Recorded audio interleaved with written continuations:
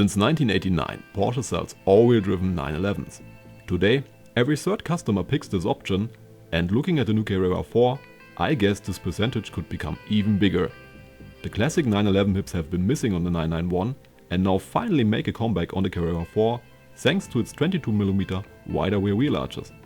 A more distinctive indication is the lovely taillight panel connecting both rear lights that now functions as a parking and rear light. Black recessed sill panels and a new front end with unique lateral air inlet screens easily makes this one of the best looking 911s up to date. Now you guys already know how much I love the 3.8 liter Carrera S engine and the new PDK. And so this time I wanted to drive a car with a less powerful 3.4 liter Carrera engine and the 7-speed manual transmission. So apart from the all-wheel drive, the engine and the transmission will get a bigger part in this review.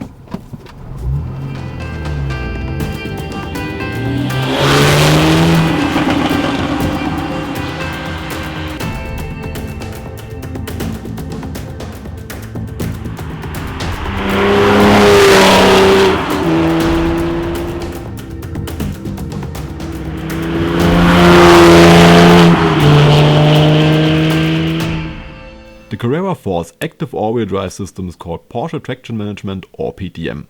It uses a torque distributing, electronically controlled multi-plate clutch, an automatic brake differential and anti-slip regulation. Upgrades for the latest generation were focused on more efficiency and a better fuel economy by supporting the coasting function on PDK equipped cars. Now the PTM in this car is based on the system from the 997 Turbo, which among Porsche fans I think should say a lot.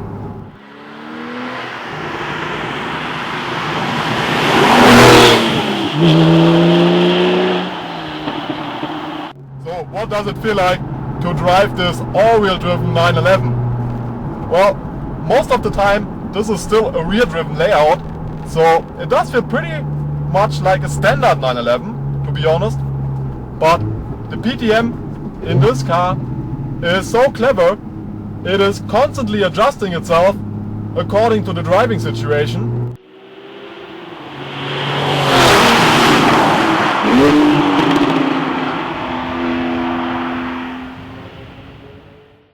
And Porsche says that this system is quicker than the engine's reaction to load change. It operates within 100 milliseconds, so you can't really notice it.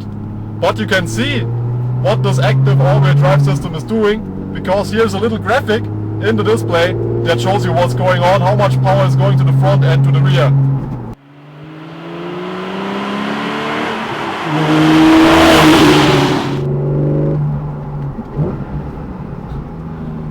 I mean, this car just gives you so much confidence in your driving. With this extended wheelbase, the 911 has become a much more neutral car in my opinion.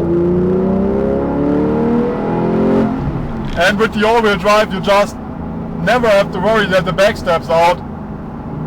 You can push the car as hard as you can and it still feels like it could take much more.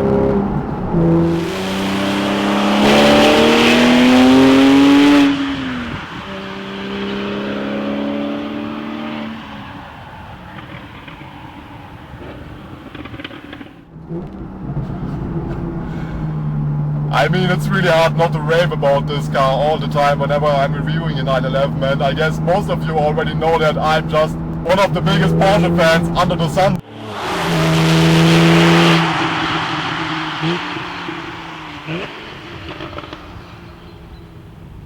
So let's talk about the steering again, because some people say it feels better in this all-wheel driven 911 than in the standard Carrera.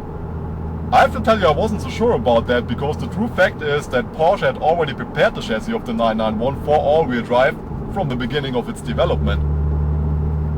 That said, well, I think there is a little bit more feel for the front wheels, but I still have to say it is nowhere near as communicative and as sensitive as the old hydraulic system. But there are other people that say that it feels less nervous, especially during high speeds, and so they actually prefer it. The biggest compliment that I can make it is that I think it is the best electric steering that I have ever driven. That's really the biggest compliment that I can make it from where I'm coming from. Now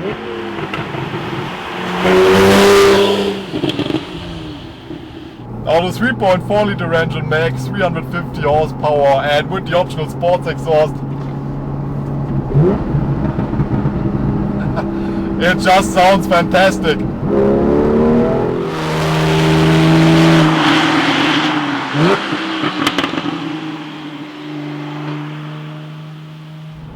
However, I do have one issue with this engine, and that's the torque. It makes the same 390 Newton meters that the old 3.6 liter engine made, but it needs more revs to do so. So you get those 390 Newton meters of torque at 5,600 RPMs now instead of 4,400. And I feel like this is a noticeable difference, so that this car, when you are accelerating out of third gear corners for example, just feels like it could have a little bit more performance. On the bigger 3.8 liter engine, Porsche has solved this problem by using a controlled resonance flap, which gives you better torque at lower RPMs. But this 3.4 liter engine doesn't have this. And so to get the full 911 experience that I expect from such a car, I would actually go for the bigger engine in this car. The 3.4 liter engine is a nice engine for the new Cayman or for the Boxster, but in this car, for me, it feels like it is lacking a little bit of performance.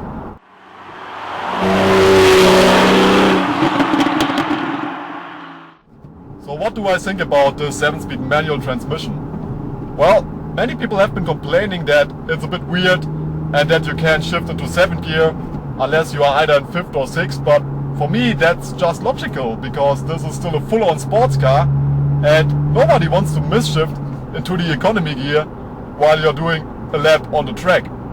Apart from that, I have really nothing to criticize about this transmission. The linkage feels lovely, the pedals feel great. It's just what I want from a Porsche. I really like manual transmissions. And that's before I talk about the best feature of this car.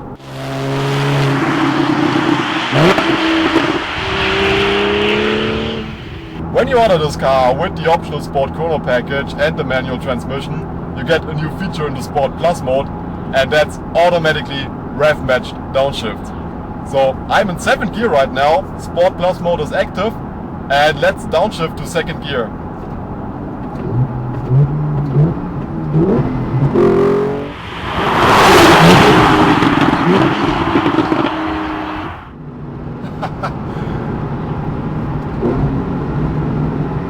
I mean, I have never had more fun in a manual car, and if anybody that buys a new Porsche and likes manuals doesn't even consider to give this a try before he orders the PDK because all his friends say it's better, then guys, you're really missing out, I tell you this. This makes driving a manual car so much more exciting, oh my god.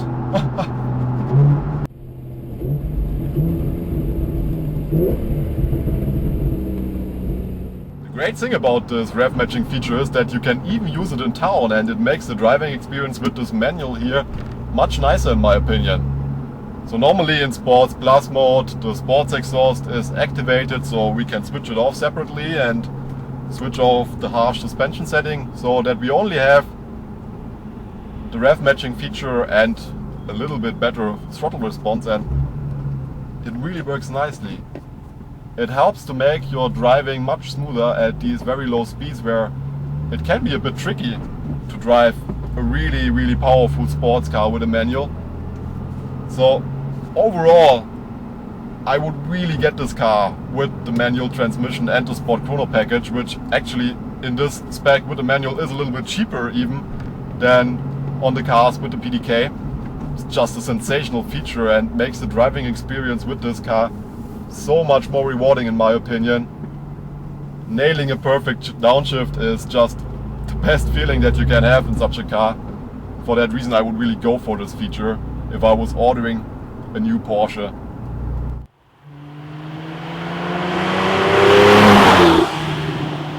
Now in the end we can of course argue if you really need all-wheel drive in the 911, because this car with its rear engine design is already famous for its traction and really works well in the winter, so most people won't really need it. But for me, based on looks, this would be a clear decision for the Carrera 4, because I just think this car looks better, and I think many people will agree with me. It's just more appealing with these wider rear wheel arches and this taillight stripe. It just looks better to me. But from the technical point of view, I would say if you plan to use this car as a daily driver, having all-wheel drive in the 911 just gives you a little bit more confidence to really use this car every day. And come on, ultimately that's what a 911 is all about for me.